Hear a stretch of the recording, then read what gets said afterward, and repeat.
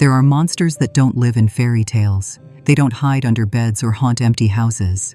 Some of them sit at the head of the table, say grace before dinner, and smile like any other member of the family. But before I could ever name the monster in my life, there was a day I always returned to, a day that cracked the ground beneath my childhood. May 12, 1957. If you're watching this, subscribe and let me know where you are watching from. My name is Eleanor Grace Whitmore. I'm 78 years old now.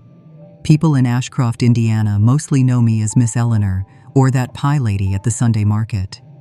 I've lived my whole life in this town, where fields stretch beyond sight and everyone knows who your grandfather was before they know your name. They see me walking to church every week, hair white and tidy, always carrying the same wicker basket. No one imagines the weight I carry in my bones. But there are stories that, no matter how long they've been buried, eventually find their way back to the surface. And this is mine. I was born in a small farmhouse just outside Ashcroft, in a house painted robin's egg blue, with a narrow porch my mother loved to line with flower pots. She filled them with red geraniums every spring, the kind that bloomed so boldly they looked defiant. My father, Harold, worked long days in the cornfields. He'd leave before sunrise, return after dusk, his shirt soaked through with sweat and soil. My mother, Ruth, kept the house and baked for the neighbors to earn a few extra dollars. I was the eldest of three, then came Benjamin, 2 years younger than me, and little Lila, barely 5. We didn't have much, but we had each other. We had the sweet smell of bread filling the kitchen every afternoon. We had bedtime stories under patchwork quilts, and summers spent swimming in the creek that bordered our land. Happiness, when it was real, felt simple, and in the way that children believe their world is solid, unshakable. I thought those days would last forever. But on that gray morning in May, everything began to unravel.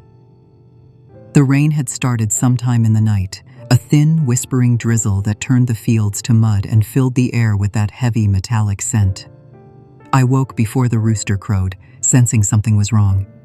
From the room next door, I heard my mother coughing, a sound not sharp and sudden like the common cold, but deep and tearing, as if something inside her was coming loose. I slipped out of bed and crept to her door.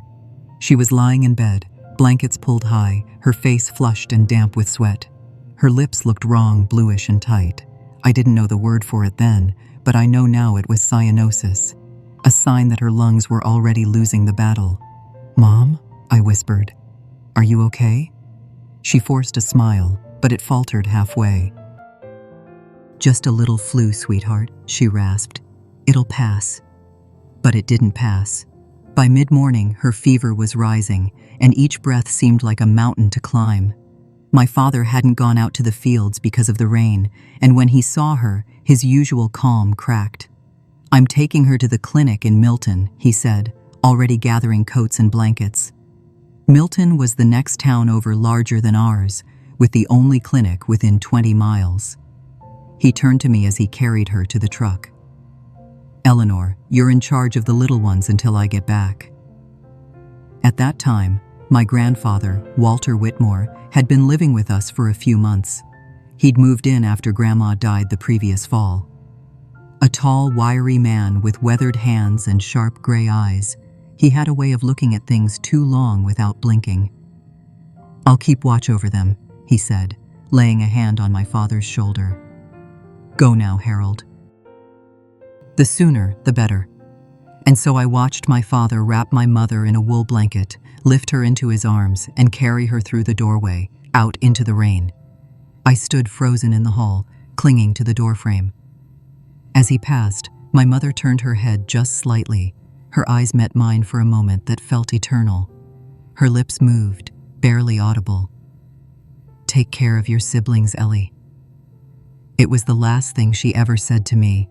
I don't remember how long I stood there after the truck drove away. The sound of the engine fading into the distance felt like something tearing loose from inside my chest, but I knew what she had asked of me, and I intended to do it. The day dragged on like a fog. I boiled oatmeal for breakfast, coaxed Lila into her favorite red dress, and helped Benjamin build a tower of wooden blocks. I kept them busy with stories and puzzles, clinging to routine like it might hold the house together. My grandfather sat mostly on the porch, smoking his pipe, staring into the endless rain. By evening, worry settled in like a shadow. I told myself the roads were muddy, that it took time, that everything would be fine. I put the younger ones to bed. Lila fell asleep quickly, but Benjamin, old enough to sense unease, tossed and turned. It was nearly 9 when I heard the truck returning, tires cutting through the wet gravel. I ran to the window, heart pounding, but only my father stepped out alone, soaked to the bone, shoulders slumped as if something had broken inside him. When he walked in, he looked at me with eyes I would come to recognize again and again over the years, eyes hollowed by grief. "Where's Mom?" I asked, even though I already knew. He took off his hat and held it tightly against his chest. His voice cracked. "She didn't make it, Eleanor. It was pneumonia. Too far gone. They did all they could." The world narrowed. My chest went tight. My knees buckled and my father caught me in his arms. His flannel shirt was drenched and cold, but I barely noticed. I buried my face against him, and for the first time in my life, I understood what it meant to be truly afraid, not of monsters in stories, but of a world without her. He held me until I stopped shaking, and then, with the same steadiness he always carried, he whispered, "I need you to be strong now, for Benjamin, for Lila. Can you do that for me?" I nodded, and that's how it began. That's how I became the girl who kept the house from breaking, who folded silence into strength, and who held a promise that was already impossible to keep. That night, the rain never stopped. It tapped against the windows like a metronome for grief, a reminder with every drop that the world I had known no longer existed. My father, hollow-eyed and soaked through, retired early to the room he had shared with my mother, the door closing behind him with a finality that felt like the end of something sacred. I was left in the kitchen, staring at the bare wood of the table, hands idle, thoughts foggy. Across from me sat my grandfather, Walter Whitmore, his pipe long gone cold, his glass of whiskey half full. He didn't speak. He just watched me in that quiet, deliberate way of his, like someone studying a horse for weakness before breaking it. "You should drink something," he finally said, pushing the bottle toward me. "It'll calm your nerves, numb the pain." I blinked. I was 10. I had never tasted alcohol in my life, but the ache in my chest felt unbearable. My mother was gone. My father had disappeared into his sorrow, and I was suddenly no longer a child, but the last hinge holding the family upright. I hesitated. Then I took the glass. The first sip burned like fire. My eyes watered, and I coughed so hard I thought I might choke. He chuckled low in his throat. "That's all right," he said, pouring more. "It gets easier." I don't know how many sips I took after that. Enough that the edges of the world blurred and time moved like syrup. Enough that when he stood and walked around the table to help me up, I let him. My head felt too heavy to resist. My legs didn't quite work like they should. "Come now," he said softly, guiding me by the elbow. "You shouldn't sleep alone tonight." He didn't take me to the room I shared with Lila. Instead, he led me down the back hallway to his own room.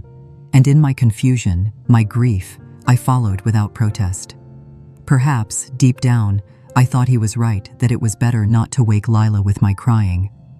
The rest of that night is a patchwork of horrors, flashbulbs of memory that still jolt me awake, even after all these years, the weight of a body far too large. Hands where they should never be. The acrid smell of whiskey and pipe smoke, my whispered pleas ignored. The scraping of wood against wood as I tried to push away, the ceiling above me spinning in quiet betrayal, and his voice. "Now you're the woman of the house." That sentence would live inside me for decades. It would echo in my ears when I tried to sleep. It would stain my sense of self-worth, etching itself onto my skin in ways no one could see. At some point, I must have passed out. My next clear memory was of morning light slanting across the wall. I was back in my room, lying next to Lila, who was still fast asleep, her tiny fist curled near her cheek. For a moment, I convinced myself it had all been a nightmare, that my mother wasn't dead, that I hadn't been taken, violated, turned inside out. Then I shifted, and pain bloomed between my legs. I saw the faint blood stain on the sheets, the bruises on my wrists, the rawness in places too private to name. It hadn't been a dream. It had been real. All of it. My chest went tight, but no tears came. Something inside me had gone still, like the surface of a frozen lake. I moved carefully so as not to wake Lila, and went to the basin to wash. The water was cold. My fingers trembled as I scrubbed, trying to erase what could not be undone. I dressed myself and looked into the small mirror above the washstand. The reflection stared back, unchanged and unrecognizable all at once. Same face, same freckles, same child. But the eyes had aged 30 years overnight. I brushed my hair the way my mother had shown me, buttoned my dress, and went to the kitchen to start breakfast. There would be neighbors coming soon. The wake was that afternoon. People would bring casseroles and pies, and someone would surely comment on how brave I was being. They wouldn't see the broken girl behind the apron. They wouldn't know the secret I had swallowed whole. My father emerged from the bedroom hours later, his face hollowed by mourning. When he hugged me, I had to force myself not to scream. His embrace was warm, safe, loving, and yet every muscle in my body flinched at the contact. "I'm going to bring your mother home now," he said, his voice hoarse. "The undertaker will arrive around noon. Take care of the little ones, all right?" I nodded, because I had no other choice. Take care of the little ones. That was the promise I had made, a promise I had already failed to keep. I did what I was told that day. I smiled and thanked the church women. I held Benjamin's hand during the viewing. I lifted Lila so she could kiss Mama's cheek one last time. I folded myself into the role of eldest daughter, of caretaker, of the quiet, obedient girl. All while my grandfather moved through the house like a shadow, always nearby, always watching. That evening, after everyone had gone and the candles had burned down, I walked down the hallway to get my blanket. I paused at the end, my hand hovering near the door to his room. It was closed, silent. But I felt his eyes on me, even then, an invisible weight pressing against my spine. That's when I knew. The monster didn't live in the woods, or in the dark. He lived in our house. He wore my grandfather's face, and no one would believe me, not in a town like ours, not in 1957. So I turned away, walked back to the room I shared with Lila, and crawled under the covers. The first of many silent winters had begun. The weeks that followed blurred into each other like frost on a window pane, thin, quiet, and dangerously brittle. We buried Mama under the old oak tree behind the church, where the ground was still soft enough to take a coffin. I stood between my father and siblings, my small hand clutched tight in Benjamin's. Lila didn't understand. She kept asking when Mama would wake up. Each question was a needle I swallowed without flinching. The house changed after that. It was quieter, though not in a peaceful way, the kind of quiet that has a weight to it. My father buried himself in work. He left before dawn and came home long after dark, his boots caked with soil, his eyes dull from the kind of exhaustion that sleep can't fix. I think he believed that staying busy might ease the pain.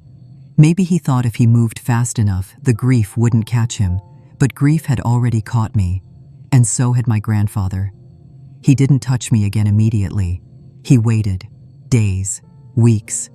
He watched me with those calculating eyes, always seeming to know when the others wouldn't be around.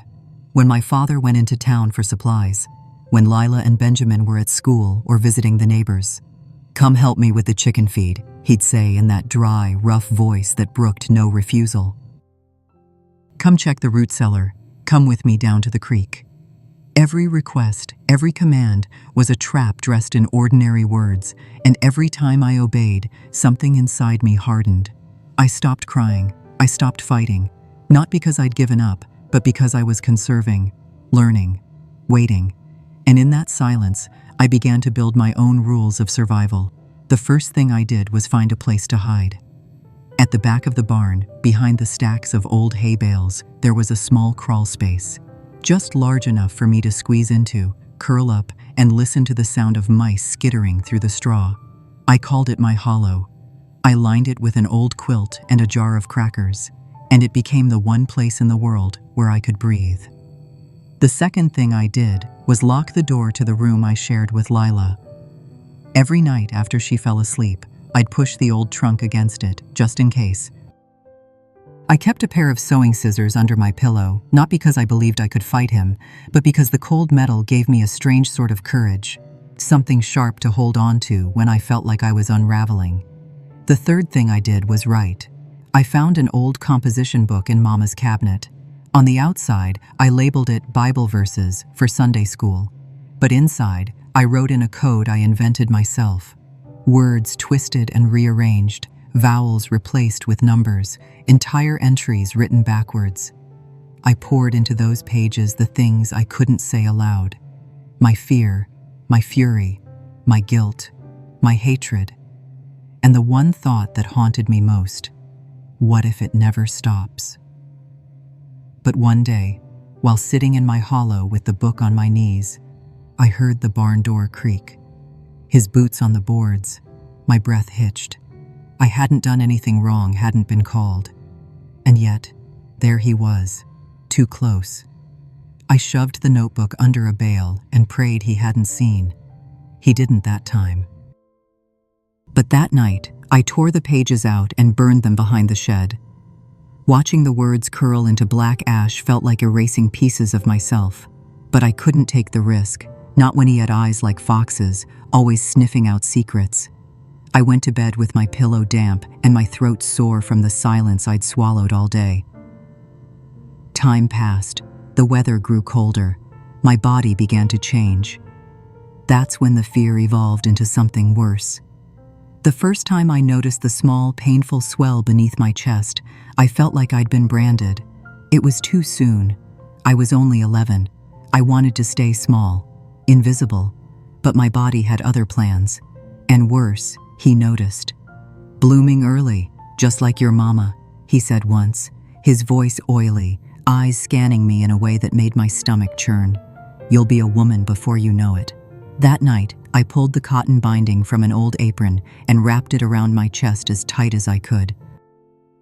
I stood before the mirror, knotting the fabric until it cut into my ribs, until I no longer saw the girl becoming something she didn't ask for, until I looked like someone no one would want. And I whispered to my reflection, "Stay hidden, stay quiet, stay safe." But even that wasn't enough. He grew more cautious, more calculating. He didn't always touch. Sometimes it was just his presence standing too close, speaking too softly, brushing against me with that practiced air of accident. Every corner of the house felt unsafe. Every creak of the floorboards sent adrenaline rushing to my fingertips, and no one knew. Or if they did, they didn't ask. In church, I sat still as stone while the preacher spoke of forgiveness. At school, I answered every question right, kept my hands folded, my voice soft. "Such a polite young lady," they'd say, "so responsible."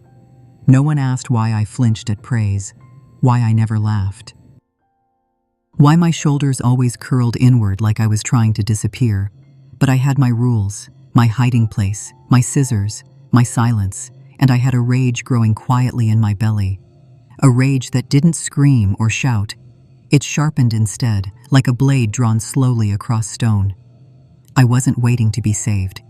I was waiting to survive. And late at night, when I sat at the edge of my bed, looking at my reflection in the cracked mirror, I'd repeat 3 words in my head like a prayer. Not forever, not forever, not forever. March in Ashcroft was always a strange season caught between frost and bloom, like a breath held between sorrow and relief. The wind still bit through coats in the morning, but by afternoon, the scent of wet earth and thawing fields hinted that something was waking. That maybe, just maybe, the world was beginning again. That year, it wasn't just the land that was changing. Something had begun to stir inside me. It was a Saturday. My father had gone into town with a small crate of pickled beans and jars of Ruth's strawberry preserves we still had left from last summer. He said he'd be back before dark, weather permitting. Benjamin and Lila were at the Wilkes house for a birthday party, and I had stayed behind to clean the stove and sweep the pantry. I never liked leaving the house when Grandpa Walter was the only other soul inside it. I had just pulled the stove trays out, my hands blackened with soot, when I heard him behind me. "Eleanor," he said from the kitchen doorway, voice low and steady. "Come to my room." He didn't ask. He never asked.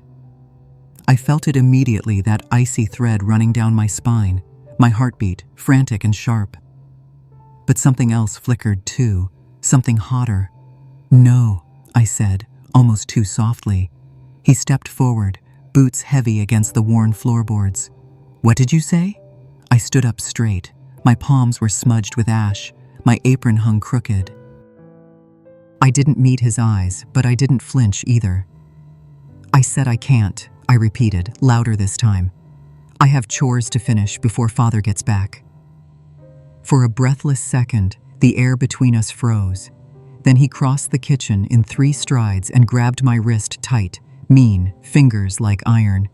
I yelped, twisting, but he didn't let go. "Who do you think you are?" he growled. "Forgot your place already?" His face was inches from mine, breath sour with tobacco and something darker. His grip tightened, and I knew bruises would bloom there before morning. Still, I kept my eyes forward, refusing to let the fear show. I wouldn't give him that. And then a sound, gravel crunching outside, tires in the driveway. My heart flipped. It was my father's truck, returning earlier than expected. Walter released me so quickly I stumbled backward. "Go," he hissed, voice low and sharp. "Not a word about this. You understand?" I clutched my wrist and nodded. The front door creaked open, and in came my father, shaking off the last of the chill, holding a brown paper parcel. "Storm's coming in," he said as he set the groceries on the table. "Figured I'd get back before the roads turned to soup." He smiled faintly, then looked at me, and something shifted. I didn't realize it at first, but later I would remember. The way his eyes paused too long on my face, the way they dropped to the wrist I tried to hide behind my back.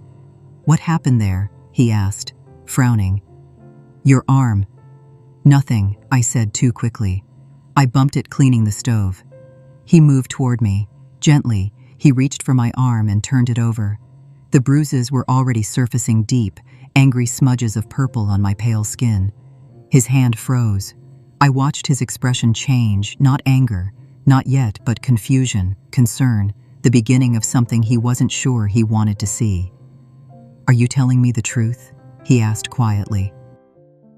My mouth opened, but the words died on my tongue. Behind him, I saw Walter reappear in the hallway, arms crossed, watching, always watching. I dropped my gaze. "Yes, Daddy." He held my stare for a long time, then slowly let my arm go. "All right," he said softly. "If there's ever anything you need to tell me." "I'm fine," I said, sharper than I meant to. "I need to finish cleaning." He didn't press. He didn't ask again. But something had changed. That night, after the storm rolled in and the house was shivering from the wind, I lay awake listening to the creaks and groans of the old boards. Every sound used to fill me with dread. But now, something else had taken root. Hope. Small, fragile, but real. Because my father had seen. He hadn't named it. He hadn't understood it. But for the first time, he'd noticed something was wrong, and if he could notice a bruise, maybe one day he could see the rest. That night, I didn't sleep with the scissors under my pillow. Not because I felt safe, but because I was learning to believe that I wouldn't always be alone in this. And for the first time since my mother died, I dreamed not of escape, but of change. There are moments in a life when time does not pass, it holds its breath. The hours before the storm were like that. Everything in the house was too still, like the wind itself had paused, waiting for something to break. It was a Thursday in early April. The air smelled of lightning long before the sky darkened. My father was home early, quiet, thoughtful. He watched us more than usual that day, not just with the dull eyes of a grieving man, but with a sharpness that made my skin prickle. At supper, he barely touched his food. Afterward, while Benjamin and Lila played in the corner and I washed dishes by the glow of the kerosene lamp, he stood at the door, gazing out toward the tool shed. "I think I heard something outside," he said casually, almost too casually. "Might be a loose hinge on the barn. I'll go take a look." He didn't meet my eyes. And something in his voice, the slight hitch, the way he grabbed his coat too quickly, told me he wasn't going out to check anything at all. He was setting something in motion. As soon as the door closed behind him, Walter entered the kitchen. His footsteps were too soft for a man his size, his voice too smooth. "Alone again," he said, like it was some kind of gift. "It's been a while, hasn't it?" I froze. My hand still held a wet plate. The room felt suddenly smaller. "Your father's been awfully watchful lately," he murmured as he stepped behind me. "Thinks he's clever, but boys like him, they don't really see." His hand landed on my shoulder, heavy and familiar. But this time, I didn't disappear. I didn't float away into my hollow or my stories or my secret code. I stayed in my body. I felt the tension in my limbs. I felt the fear and the hate and the rising urge to scream. But I didn't have to, because the next sound I heard was my father's voice, sharp and cracking like thunder through the air. "What's happening here?" I turned, and there he was standing in the kitchen doorway, soaked in sweat, his hands clenched into fists. Walter stepped back like he'd been burned. "Nothing, son," he said too quickly. "Just talking with the girl." "Talking?" My father's voice was calm, but his eyes were burning. A silence fell. Even the crickets outside seemed to stop singing. I stood frozen, the plate still in my hand, my heart pounding so loudly I was sure they could both hear it. "Go to your room, Ellie," my father said without looking at me. I hesitated. I didn't want to leave him alone with Walter. I didn't want to obey and pretend again. But his voice was firm. "Go." I dropped the plate into the soapy water and stepped out into the hallway, but I didn't go far. I stopped halfway down, just beyond the edge of the light. A place where I could see shadows flicker against the floor. A place between safety and danger, between childhood and truth. I pressed myself against the wall and listened. "What were you doing with my daughter?" "I told you, nothing." "I've been watching," my father said. "The bruises, the nightmares, the way she flinches when you walk in the room. You're being ridiculous. She's a sensitive girl grieving. You're making something out of nothing. Don't insult my intelligence." His voice cracked, then not with rage, but with something deeper, something that had been buried alongside my mother. "I stayed awake last night," he said. "I saw you try her door. I heard you whispering through the crack." Another long silence. Then Walter's voice changed, turned defensive. "Cruel. She's not a child anymore. You think I forced her? She wanted it, just like her mother, always acting pure and proper, but underneath." The sound that followed wasn't a word. It was the sound of a fist meeting flesh, a thud, then the scrape of boots, furniture, a struggle, a crash. I covered my ears, but it didn't matter. They were fighting. Grunts, gasps, the crash of something ceramic, maybe the lamp. My breath caught in my throat. Then a final, terrible sound, a sharp crack, like bone meeting iron, and silence. I ran back to the kitchen doorway, my body moving before my mind could catch up. My father stood in the center of the room, chest heaving. His knuckles were bloodied. The stove door hung open. Walter lay on the floor, crumpled, unmoving, a dark red stain spreading across the wood beneath his head. "Dad," I whispered.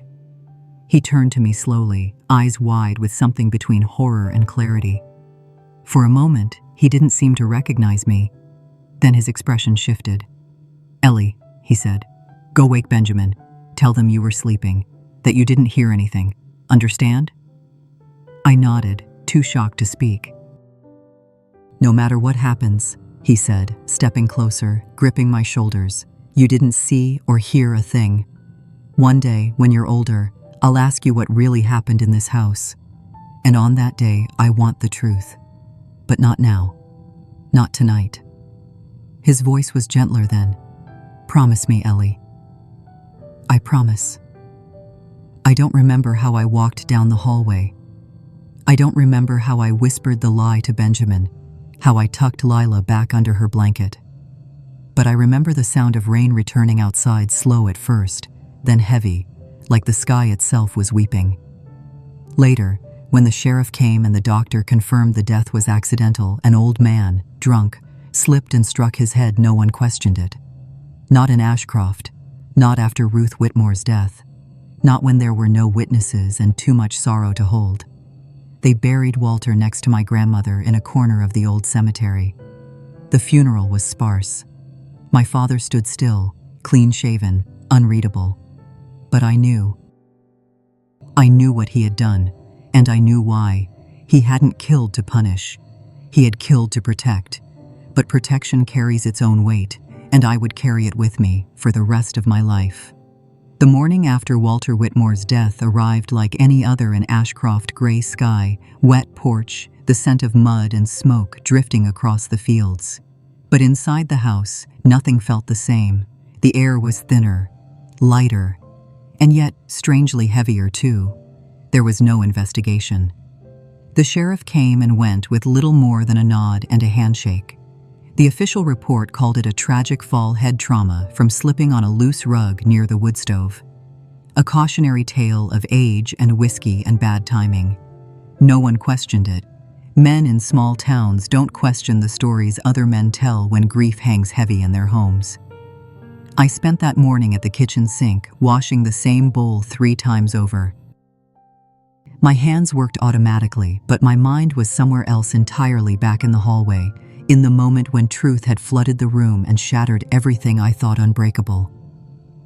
By noon, Lila was coloring on the porch swing, and Benjamin was helping Father in the shed. It was just me in the kitchen when the door creaked open and he stepped inside. He looked exhausted. His flannel shirt was damp with sweat, and there was sawdust in his hair, but his face held something different. A kind of stillness I hadn't seen since before Mama died. He sat down at the kitchen table without a word, pulled his chair in close, and waited.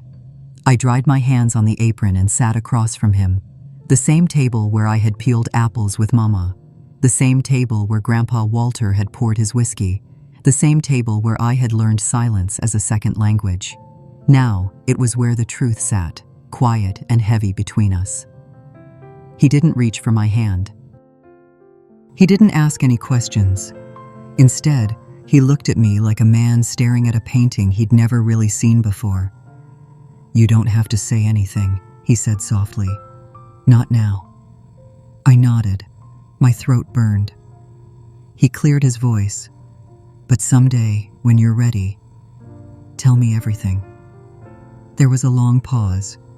Then, almost whispering, he added, "But today, you saw nothing." I held his gaze. It wasn't an order. It wasn't denial. It was a pact. A promise that the day would come when words would be allowed, but that today, survival still required silence. I nodded again. And with that, he stood up and began to fix the kitchen drawer that had stuck for weeks. Just like that, like patching a cabinet was the next right thing to do after killing a man. Later that afternoon, he brought in a bag of lemons and 2 jars of sugar. "Your mother used to make lemonade when the weather started turning," he said, placing the items on the counter. "Thought maybe we'd try." We didn't speak of Walter, not that day, not that week, but something shifted after that. My father came home earlier. He took us to the Sunday market again, helped Lila build a kite, and even taught Benjamin how to bait a fishing hook without flinching.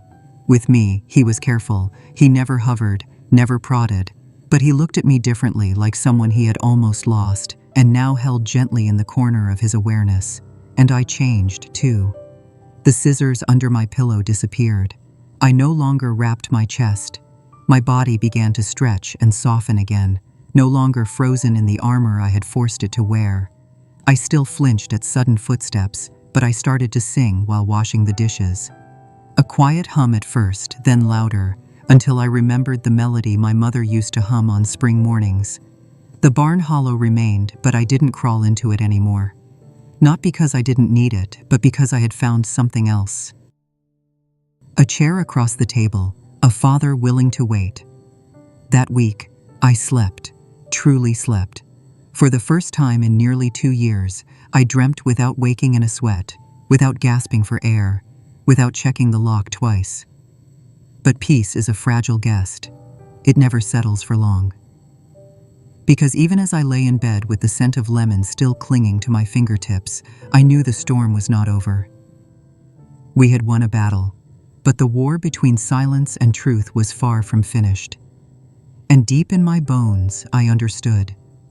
The real ending wasn't safety, it was reckoning. The house in Brookhaven was nothing like Ashcroft. Instead of the wide, wind-blown fields and groaning porches of Indiana, we arrived to rows of brick homes stitched together like a quilt, each one with tidy flower beds and screened-in sunrooms. The train ride had taken most of the day. I remember the dust, the quiet hum of the wheels, the way Benjamin pressed his face against the window the entire time. I was 13 when we left. It was my father's idea. He said the farm needed too much work and too many ghosts had begun to live between the floorboards. Brookhaven, Illinois, offered something Ashcroft could not. A place to start over. A place where no one knew our last name. A place where silence didn't echo quite so loudly. We moved in with Aunt Margaret, my mother's older sister. A widow with silver-streaked hair and eyes like smoke, she was everything I didn't know I needed. Sharp, elegant, unafraid of long pauses and even longer truths. From the moment we stepped inside her house, she made space for us. Not just in her spare rooms, but in her routine, her rituals, her kitchen. She didn't ask for stories we weren't ready to tell. She simply let us be. For the first few weeks, I barely spoke at all. I wandered the small back garden in the mornings and spent long hours in the attic, where trunks of old clothes and boxes of forgotten books whispered stories of other lives. It was there, tucked between a stack of hymnals and a sewing basket, that I found a bundle of yellowing letters bound with a blue ribbon. At first, I thought they were love notes, but the words were not romantic. They were raw, full of anger and pain and shame, scrawled in handwriting that shook. He took everything and made me believe it was my fault. Mama didn't believe me, but Ruth did. Ruth always did. I stopped breathing. Ruth, my mother. The letters were from Margaret. Letters she had written but never sent. Each one was dated from years before I was born, some even before Margaret had married her husband. They told a story I had never imagined. That night, I sat at the edge of my narrow bed, the letters spread before me like a map of someone else's survival. My fingers trembled as I gathered them up and crept down the stairs, barefoot, heart thudding. Aunt Margaret was in the kitchen, stirring tea in the quiet hum of the evening. When she saw my face, she set the spoon down. "You found them," she said simply. I nodded. "Did you read them?" Yes. She didn't ask what I thought or how I felt. Instead, she poured 2 cups of tea and sat down across from me, just like my father had months before. There was something about kitchen tables that made it easier to hold hard truths. "He was my stepfather," she said after a while. "I was 9 the first time." I looked down at my hands. "I thought I was the only one," I whispered.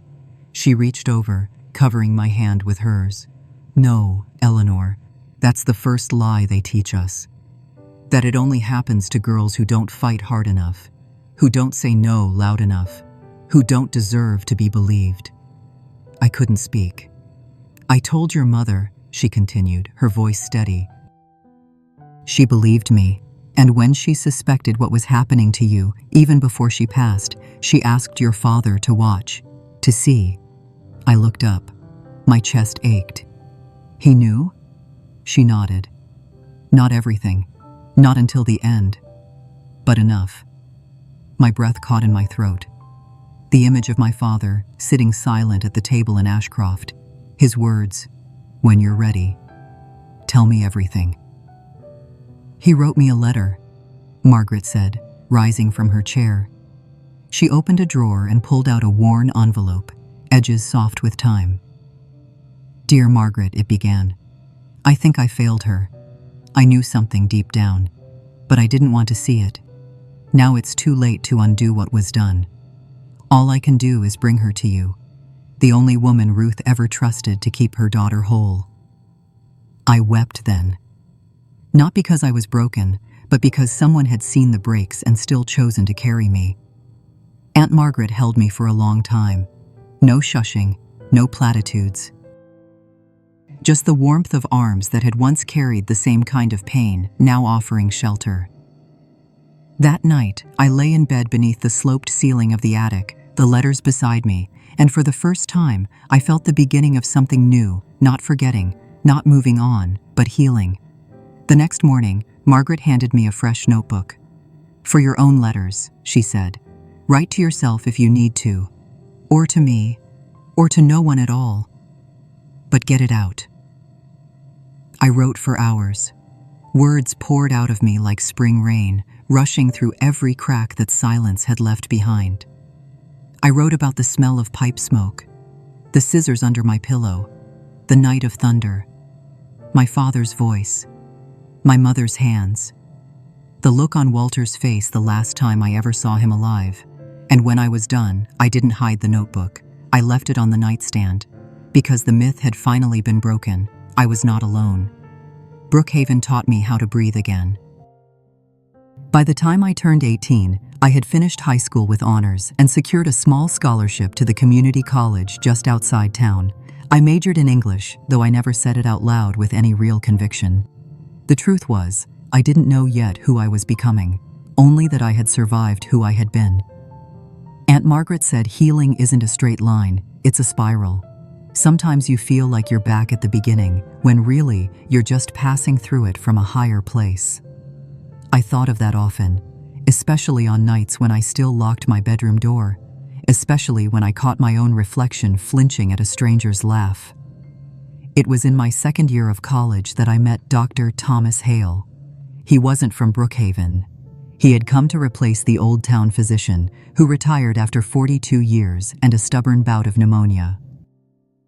Thomas was young for a doctor, 30, maybe 32, with thick, unkempt hair and a voice so gentle it felt like apology. We met when Lila had a bad case of strep throat, and Aunt Margaret insisted I take her in. The clinic was quiet, whitewashed, lined with wilting magazines and the smell of antiseptic.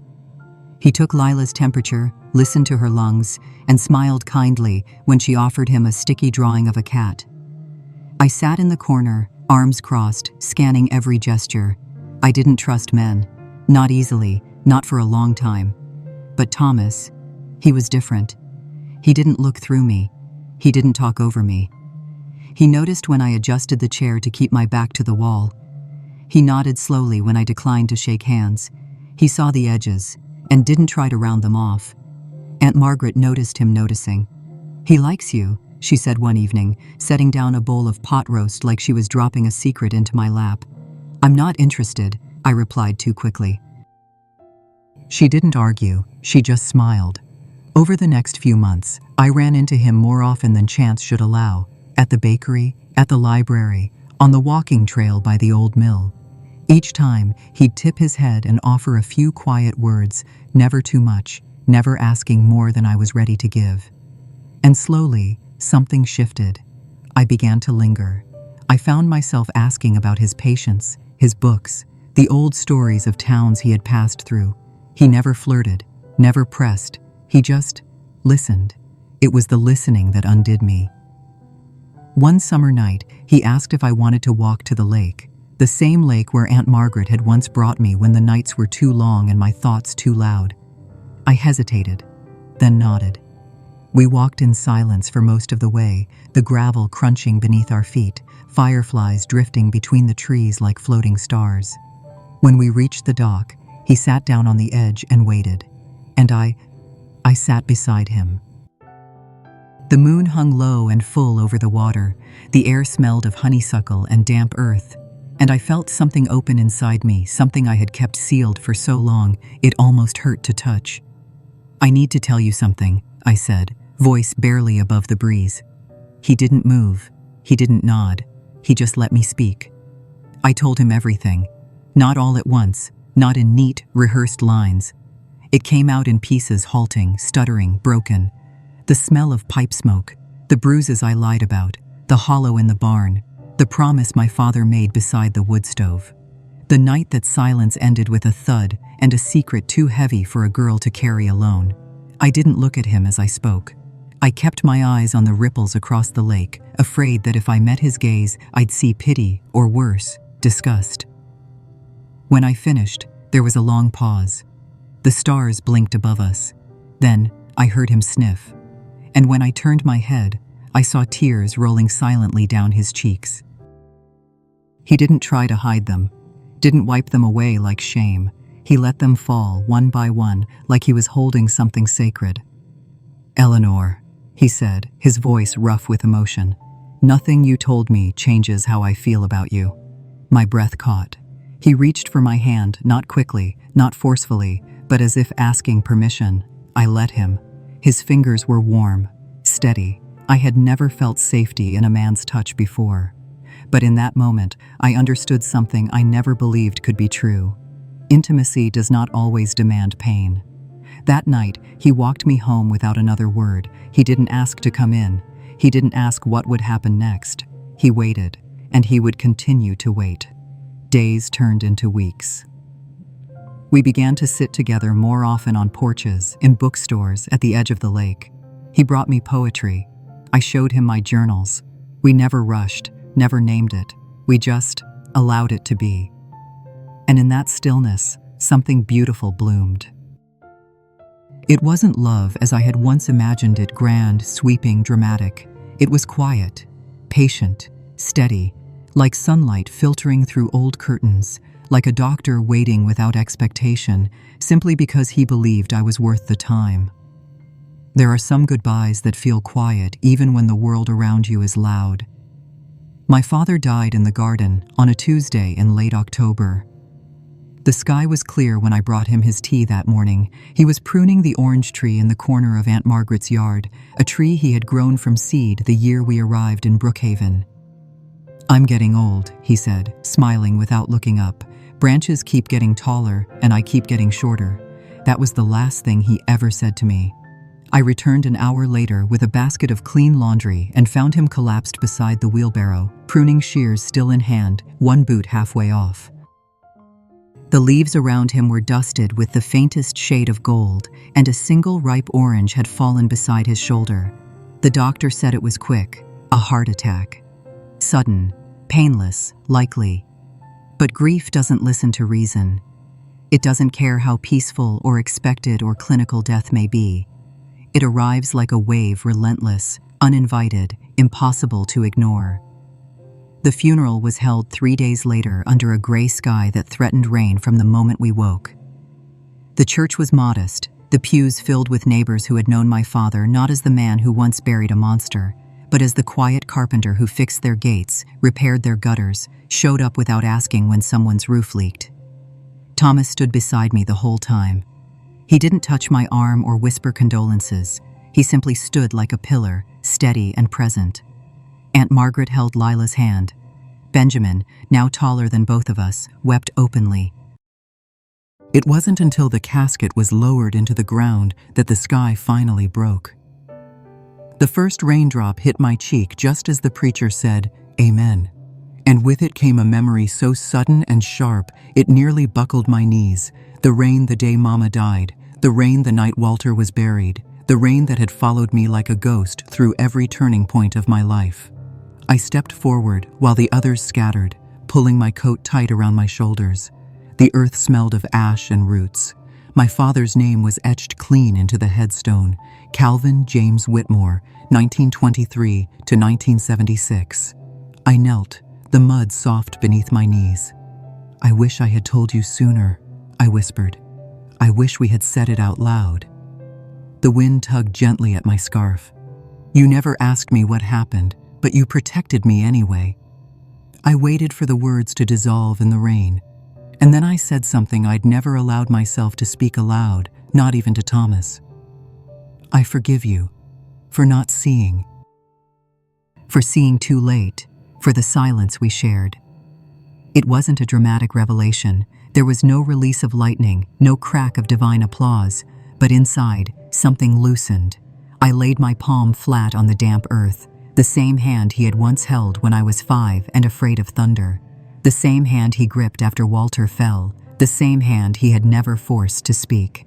I had carried so many questions for so long. Why hadn't he noticed sooner? Why hadn't he demanded the truth? Why hadn't he been more than what he was?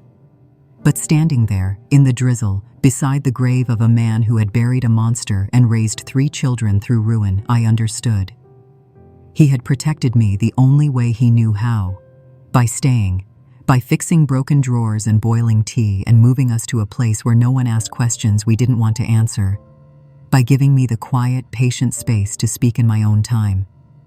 And when that time came, he had listened. The rain deepened. Thomas offered his coat, but I shook my head. I wanted to feel it, every drop, every weight of it.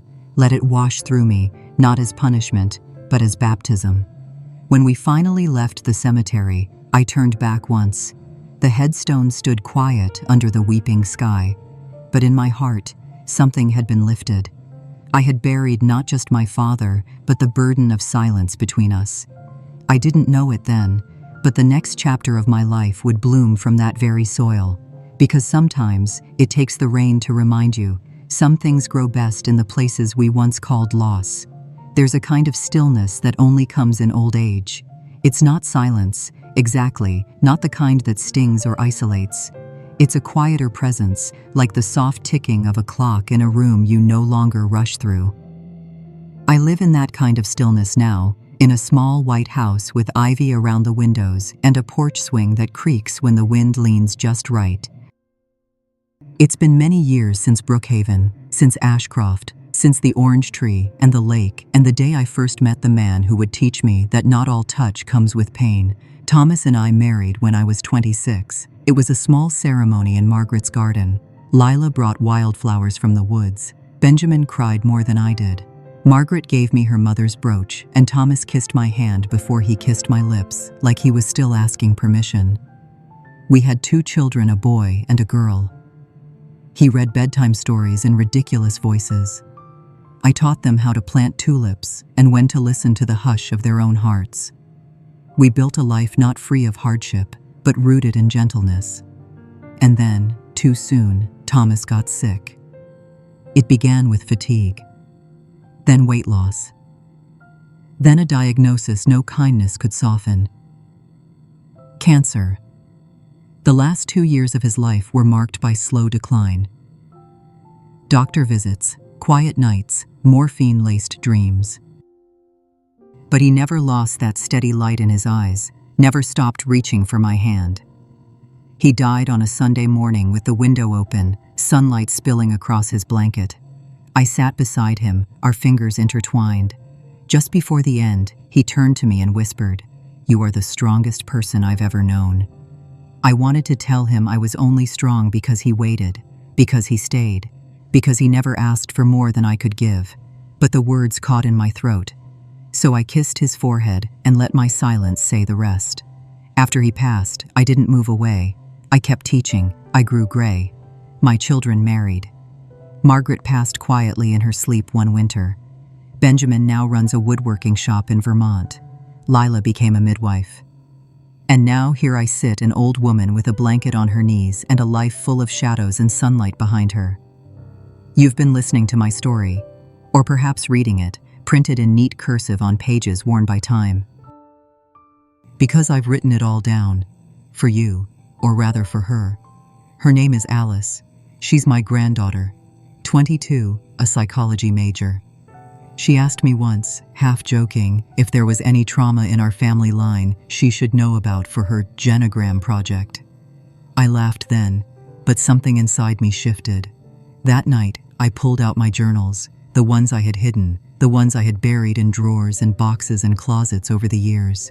I opened them for the first time in decades and saw not just my pain, but my becoming. I started writing again, not just the story, but the silence. The little girl in the barn, the scissors beneath the pillow, the attic letters, the lake, the rain, the doctor, all of it. Not because I want Alice to carry my wounds, but because I want her to know she comes from a line of women who survived, who broke silence, who healed, and maybe, just maybe, she won't have to carry it alone either. She read the first chapter 2 weeks ago. Came back the next day in tears. We sat on the porch and she said, "Grandma, this matters." Yes, it does, because someone, somewhere, might still be sleeping with scissors under their pillow. Someone, somewhere, might be waiting for the words to come. And if that's you, listening now, I want to say this. I know what it means to stay quiet, because speaking feels like setting fire to the world.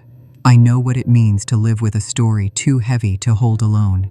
And I know what it means to believe, even for a moment, that healing is for other people. That your pain is too old, too twisted, too shameful to ever speak aloud. But I'm here, and I've spoken mine. Not because it's easy, but because it's necessary. Because someone needs to go first. So let me be that someone. Let me be the voice that meets your silence and says, "I see you." Let this story be a crack in the wall you've built around your heart. Not the ending, just the place where light gets in. Because the story isn't over. Not yours, not mine, not yet. You've walked beside me through storms and stillness, through pain buried deep and truths finally spoken. If parts of my story mirrored your own, if the silence felt familiar, or the healing gave you hope, then perhaps this wasn't just my story after all. Perhaps it was ours. You see, stories like mine were never meant to stay hidden in attics or locked inside old hearts. They were meant to be told, passed down, shared with trembling hands and open eyes, because there's power in naming what we've lived through. There's peace in being heard. So if you've carried something quietly, something heavy and unseen, maybe today is the day you start writing your own chapter. You don't have to shout. You don't have to bleed onto the page. Just begin. One sentence, one memory, one truth at a time. And if you can't find the words just yet, that's all right too. You're not alone. This channel. Grandma's Final Chapter was created for voices like yours, for women who've weathered storms, for grandmothers and daughters, for those who have been silenced and those learning to speak. Every story we share here is a hand reaching through the dark saying, "I've been there too." If this story moved you, please take a moment to like the video, share it with someone who may need it, and subscribe to our channel. New stories, honest, brave, and healing are on the way, I promise. And until then, take gentle care of yourself. Your story isn't over either, not yet.